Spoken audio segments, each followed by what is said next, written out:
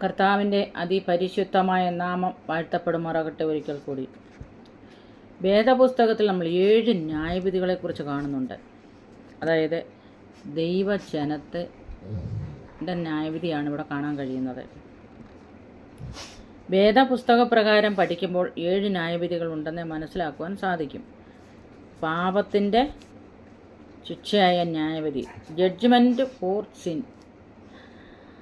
ഇപ്പോൾ ഈ ലോകത്തിൻ്റെ ന്യായവിധിയാകുന്നു. ഇപ്പോൾ ഈ ലോകത്തിൻ്റെ പ്രഭുവിനെ പുറത്തു കളയുകയും ഞാനോ ഭൂമിയിൽ നിന്ന് ഉയർത്തപ്പെട്ടാൽ എല്ലാവരെയും എങ്കിലേക്ക് ആകർഷിക്കുകയും ചെയ്യുമെന്ന് ഉത്തരം പറഞ്ഞു. യോഹന്നാൻ 12:31. കർത്താവ്, ഇത് മനുഷ്യൻ ചെയ്ത പാപത്തിൻ്റെ ന്യായമായ ശിക്ഷയായ മരണമാണ്. ആ മരണം മനുഷ്യന് വേണ്ടി ഏറ്റെടുത്ത ശിക്ഷ അനുഭവിച്ചത് ക്രിസ്തുവാണ്. റോമർ 6:10, എബ്രയർ 9:25, 28. ക്രൂശിൽ യോഹന്നാൻ 3:14, 1 പത്രോസ് 2:24, ലൂക്കോസ് 23:3. 2. തന്നെ തന്നെ ഉള്ള വിധി, സെൽഫ് ജഡ്ജ്മെൻറ്റ് ഓഫ് ബിലീവേഴ്സ്. നാം നമ്മെ തന്നെ വിധിച്ചാൽ വിധിക്കപ്പെടുകയില്ല. വിധിക്കപ്പെടുന്നുവെങ്കിലോ ലോകത്തോടുകൂടെ ശിക്ഷാവിധിയിൽ അകപ്പെടാതിരിക്കേണ്ടതിന് കർത്താവ് നമ്മെ ബാലശിക്ഷ കഴിക്കുകയാകുന്നു.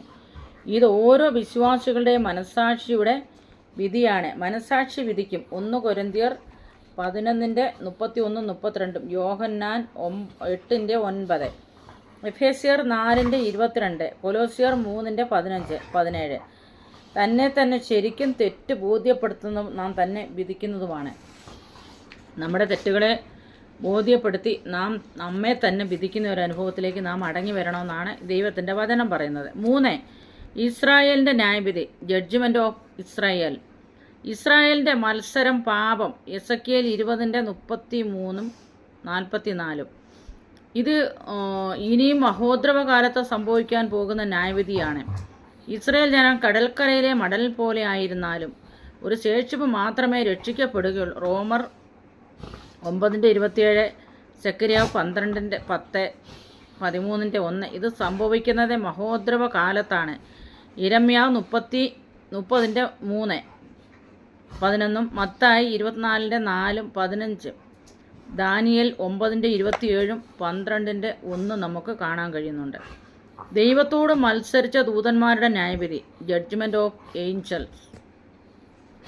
പാപം ചെയ്ത ദൂതന്മാരെ ദൈവം ആദരിക്കാതെ അന്ധതമസിൻ്റെ ചങ്ങലയിട്ട് നരകത്തിലാക്കി ന്യായവിധിക്കായി കാപ്പാൻ ഏൽപ്പിക്കും. 2 പത്രോസ് 2:4. തങ്ങളുടെ വാഴ്ച കാത്തുകൊള്ളാത്ത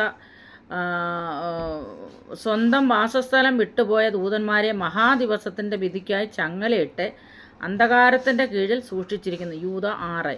ഈ ന്യായവിധി വെള്ളസിംഹാസന ന്യായവിധിയിൽ ഉൾപ്പെടും. സാത്താൻ, അന്ത്യക്രിസ്തു, കള്ളപ്രവാചകൻ സകല ദൂതന്മാരെയും അഗ്നിയും ഗന്ധകവും കത്തുന്ന തീപ്പൊയ്കയിൽ ഇട്ടുകളയും. പ്രതിഫല ന്യായവിധി, ബിലീവേഴ്സ് റിവാർഡ് ജഡ്ജ്മെൻറ്റ്.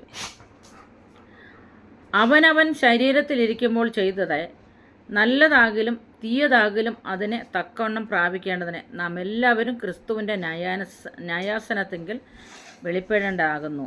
2 കൊരിന്ത്യർ 5:10, റോമർ 14:10, 1 കൊരിന്ത്യർ 3:11, 15. 6. രാജ്യങ്ങളുടെ ന്യായവിധി, ജഡ്ജ്മെൻറ്റ് ഓഫ് ലിവിങ് നേഷൻസ്. ബാബിലോണിൻ്റെയും മറ്റു രാജ്യങ്ങളുടെയും ന്യായവിധി വെളിപ്പാട് 16:17, 18 അധ്യായങ്ങളിൽ കാണുന്നു. മത്തായി 25:31, 46. 7. ദുഷ്ടന്മാർക്കുള്ള അന്ത്യന്യായവിധി, ജഡ്ജ്മെൻറ്റ് ഓഫ് ദ വിക്ടു. ഇതിനെ വെള്ളസിംഹാസന ന്യായവിധി എന്നും പറയുന്നു.